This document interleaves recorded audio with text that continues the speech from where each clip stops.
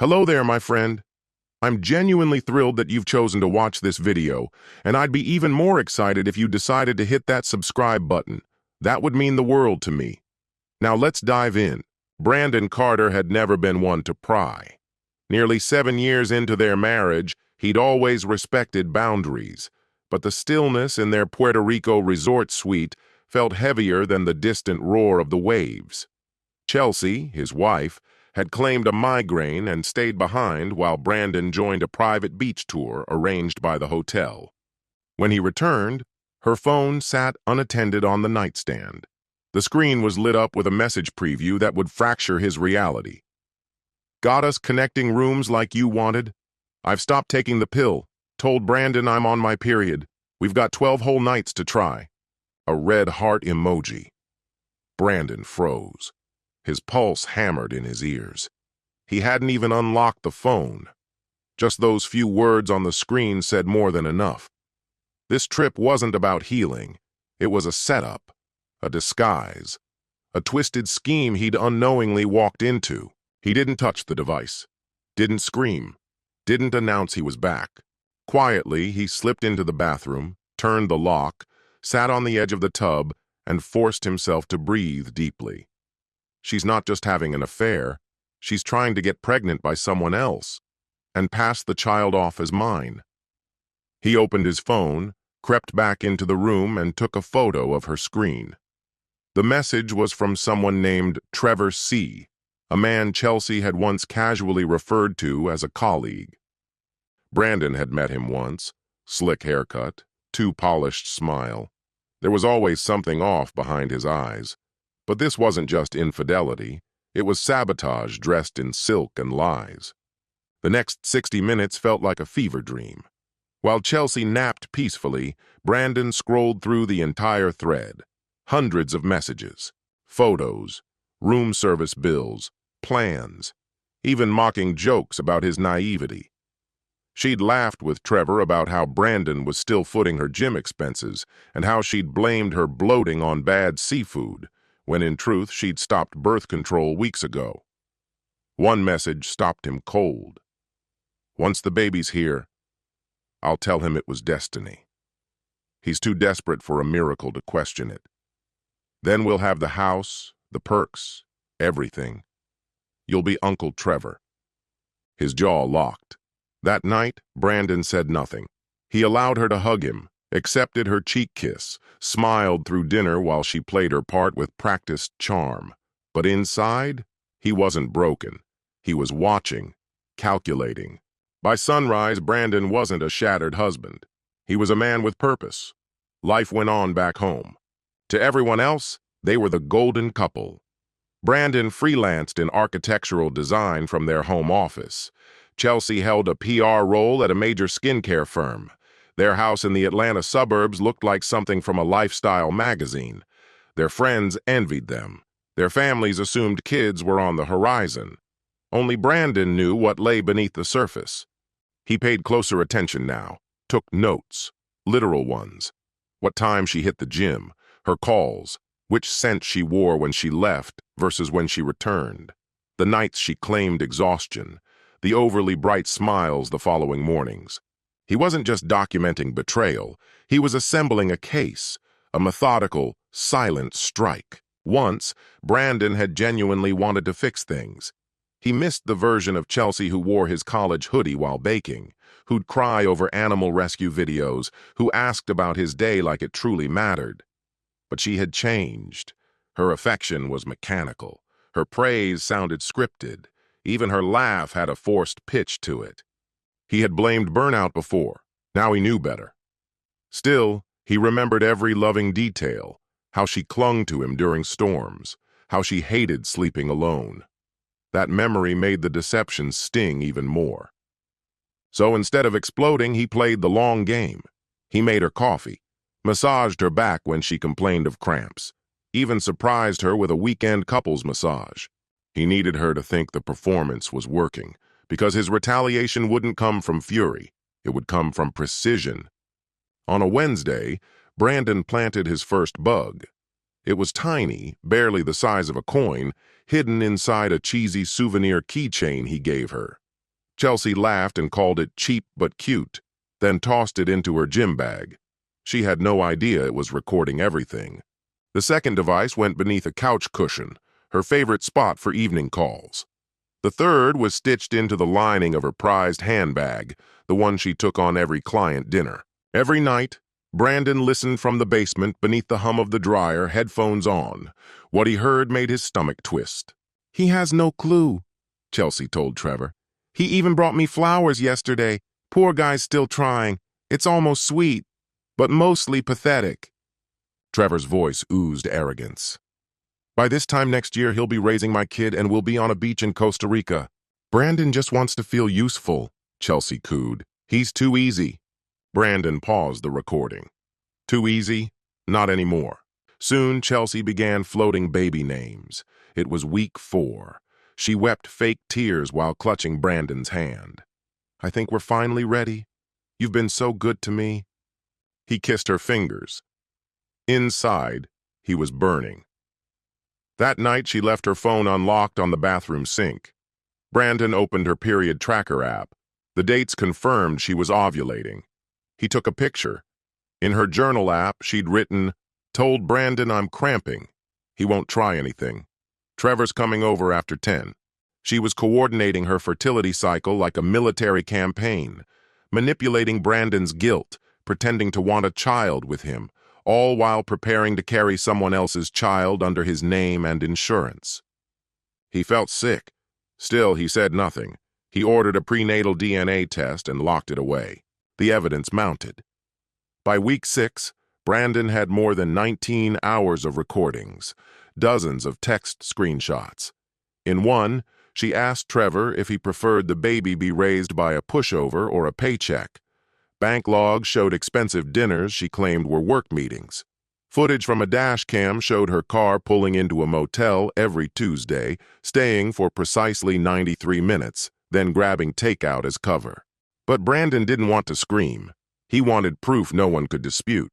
So he called an old college friend, Mason, now a cybersecurity expert. "Need help getting something airtight," Brandon said. Mason didn't ask why, just told him, "Give me 48 hours.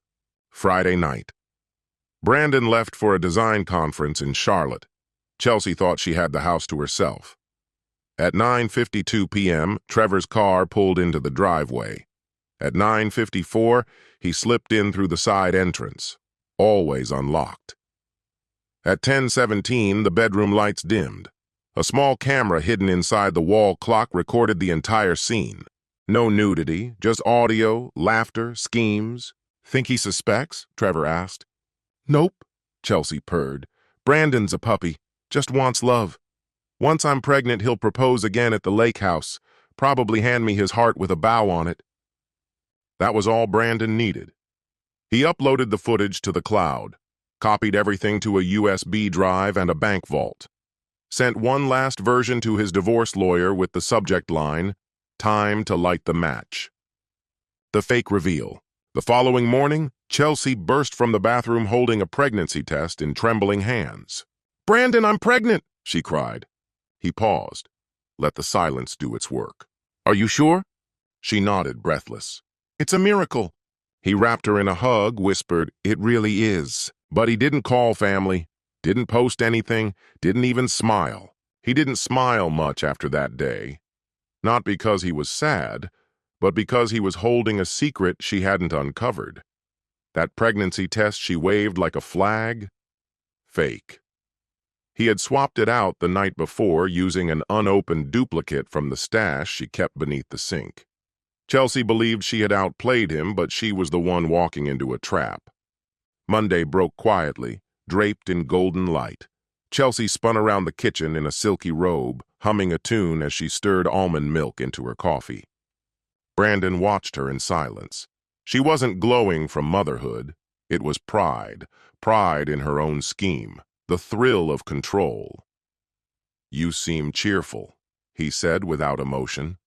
She glanced back, grinning. "I feel invincible," she laughed. "It's like everything is finally falling into place." Brandon raised his cup. "Yeah," he said softly. "It really is." That same afternoon, he filed for divorce. No contest. Grounds, infidelity, fully backed with evidence. He submitted transcripts of her recorded admissions, surveillance footage showing Trevor slipping into their home, time-stamped messages where Chelsea laid out a plan to pass off someone else's baby as Brandon's. A sworn affidavit from Mason, verifying the surveillance setup and footage, was attached. His attorney, Amanda Voss, seasoned and unshockable, read the line, "I'll fake the test and then we'll own everything," and leaned back in her chair. "We're not just winning this," she said. "We're erasing her." Sing. Then came the professional fallout. Chelsea was the lead PR strategist at Avra Glow, a high-end skincare company that prided itself on integrity. She often bragged about being the creative engine behind its public image. Brandon, having once remodeled the countryside estate of the brand's founder, Lana Croswell, had a direct line to her. He sent a simple message. "Heads up, you'll want to see this before it becomes public record." No accusations, no venom, just attachments. By the next afternoon, HR summoned Chelsea. When she came home, she looked shaken. "They've put me on leave," she muttered, "while they look into a potential ethical conflict." "Can you believe that?" Brandon only nodded. "Are you okay?"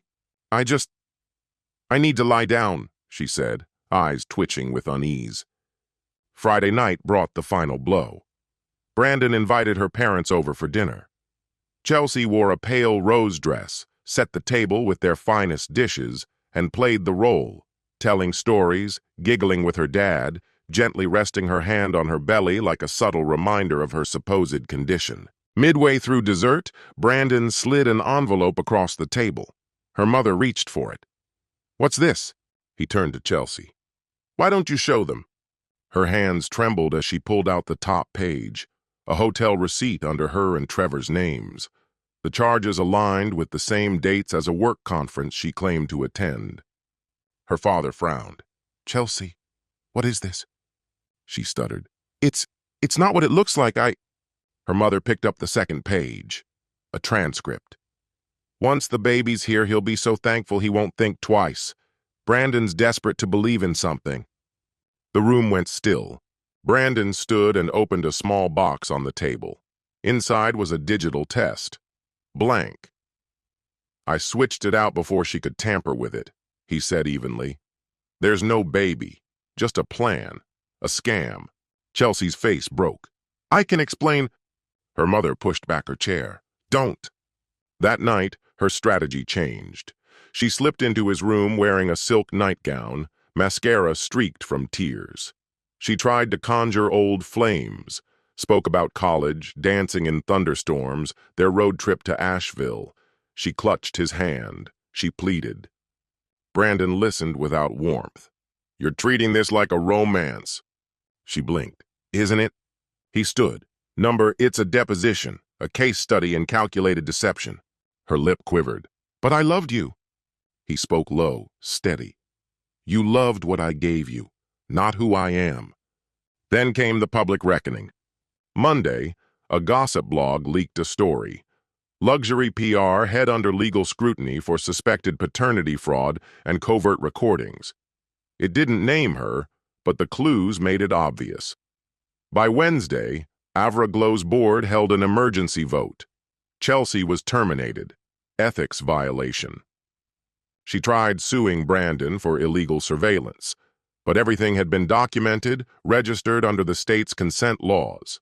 The judge dismissed it in under 20 minutes. Chelsea left court with tangled hair, mascara smudged, and reporters shouting, "Did you try to con your husband into raising another man's child?" She didn't respond. She just wept. Brandon walked to his truck like a man who knew the storm had passed for him, but was only just beginning for her. 3 weeks later, Chelsea had no job, no reputation, no relationship. Trevor had ghosted her completely, blocked her, vanished off social media. The man she gambled everything for hadn't even said goodbye. He left her with nothing but the wreckage of her own design. Word came from a mutual acquaintance. Trevor had taken a job transfer to Seattle, sending out a brief company memo citing personal circumstances. Meanwhile, Chelsea moved in with a cousin in Duluth. No car, no income, no social circle, just silence. It didn't take long for the internet to catch fire. One morning, she checked LinkedIn. Her inbox was flooded. "You're the fake pregnancy girl, right? PR genius who couldn't manage her own lie. Iconic. Hope the baby's real. Oh, wait." She tried a pivot, slightly altered her name, wiped her old photos, started a new profile as a wellness consultant. But the web doesn't forget. A former Avra Glow intern posted a viral tweet. "The woman who berated me for sneezing in a meeting just got caught faking a pregnancy for a divorce payout. Karma is undefeated." It got 500,000 likes. That night, she messaged Brandon. He didn't answer her call. She sent a single text.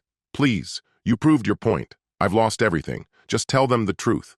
He read it in silence, then locked his phone. No response. Brandon's quiet comeback was already underway. He'd moved into a loft he once admired during their anniversary trip. Sunlight streaming through tall windows, jazz floating through weekend mornings. Exposed brick, stacked books, peace. He didn't post cryptic quotes, didn't brag, he simply rebuilt. He reconnected with old friends, picked up kickboxing, took on new architectural projects, some pro bono. He designed a transitional home for single fathers downtown. He wasn't just healing, he was evolving into someone sharper, steadier. But some wounds lingered. He couldn't walk past a baby aisle without flashing back, couldn't sit in a hotel lobby without wondering who else was playing pretend behind the walls. Still, he lived, made his own coffee, watered his bonsai tree, went to therapy, read novels, avoided dating, choosing instead to rediscover the parts of himself untouched by betrayal. Then came her final act.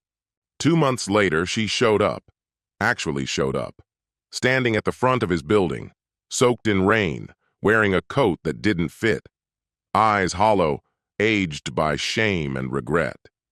And this time, Brandon didn't even open the door. The concierge placed a call upstairs. Brandon nearly stayed put, but something, curiosity, maybe something deeper, nudged him toward the door. She was there, trembling. "Brandon," she murmured, "I know you despise me. I know I ruined everything. But I have no one else." He gazed at her. What stood before him was merely the shell of the woman she once pretended to be. "I figured you'd turn up eventually," he said. "I'm not here to plead," she replied. "Only to say I'm sorry. I don't even recognize who I became. I loved you. Honestly. I just wanted more. I was terrified of fading away." "You didn't vanish," Brandon said quietly. "You blew up your own world and tried to make me the villain." She broke down in tears. "I'm not asking for help, not for forgiveness or favors. I just needed to speak it aloud." Brandon gave a slight nod. "I hear you." And with that, he stepped back inside, the door shut between them, final and firm. The letter.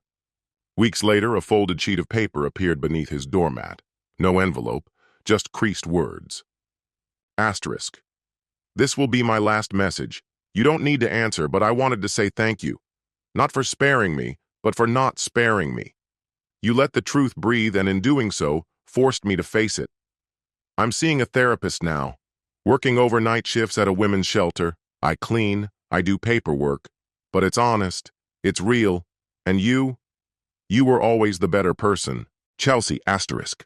Brandon stared at it for a long time. Then, gently, he ripped it in half and let it fall into the trash. Not in anger, but because her chapter was no longer his to carry. He had begun writing his own. The rebuilding.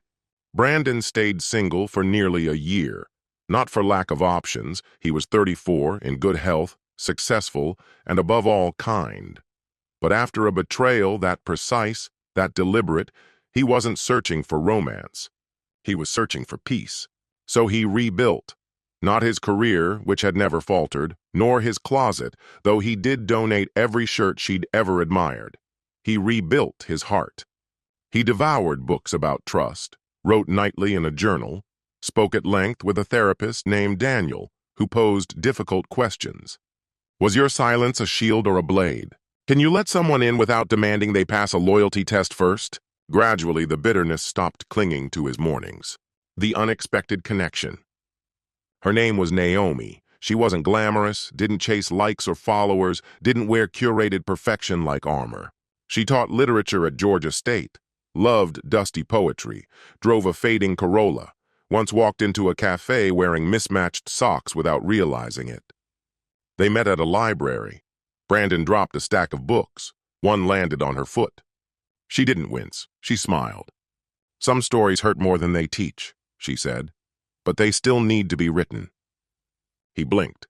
It felt like she had summed up his last 12 months in a single line. Their connection began gently. A shared book club, coffee, walks in the park with her dog Tennyson.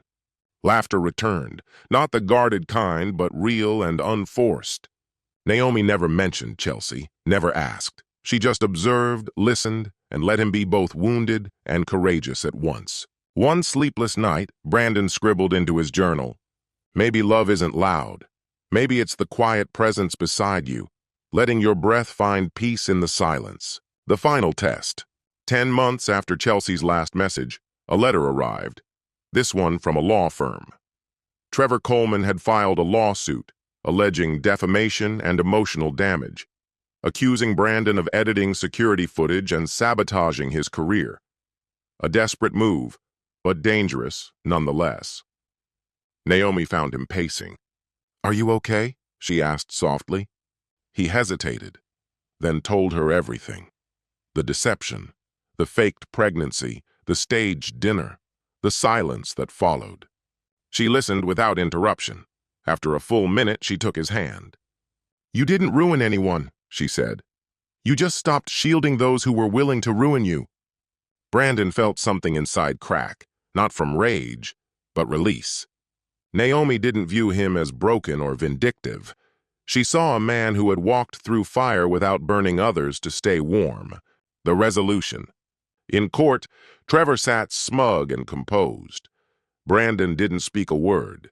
His lawyer presented evidence, receipts, voice recordings, texts with timestamps, hotel logs, and Chelsea's written confession. The judge tossed the case with prejudice, fined Trevor's firm for wasting the court's time. As Brandon exited, he didn't even look in Trevor's direction. This wasn't triumph. It was the burial of a lie that had refused to stay dead. The proposal. Exactly 2 years after the first unraveling text, Brandon stood atop a quiet hill in the Blue Ridge Mountains, Naomi's hand in his. No cameras, no online posts, just the wind, the flowers, and calm. "I don't believe in fairy tales," he said, "but I do believe in second chances." Naomi smiled. "Even for you?" He nodded. "Especially for me." He didn't kneel, she didn't cry. No performance, just a question, and a yes. The quiet kind of revenge. Brandon never spoke of Chelsea again, never posted, never replied when acquaintances asked about that messy split. When people whispered, he just smiled and changed the subject. Because revenge wasn't about exposing anyone. It was about healing so fully, so genuinely, that her memory lost all power. Chelsea, last anyone heard, was freelancing in social media, living in a modest apartment in Alpharetta. Her name still surfaced with whispers of scandal. Brandon didn't check. Not out of malice. He just had better things to do, like memorize Naomi's favorite sonnets, like redesign schools for underserved communities, like becoming a father. A child they'd adopt a year later. A child who would grow up learning that silence is strength, that pain carves wisdom, and that the most profound revenge is living a life so luminous your enemies have to shield their eyes to watch you rise. The end. Thank you for joining this journey. If this story moved you, consider exploring more. Until next time, dear friend.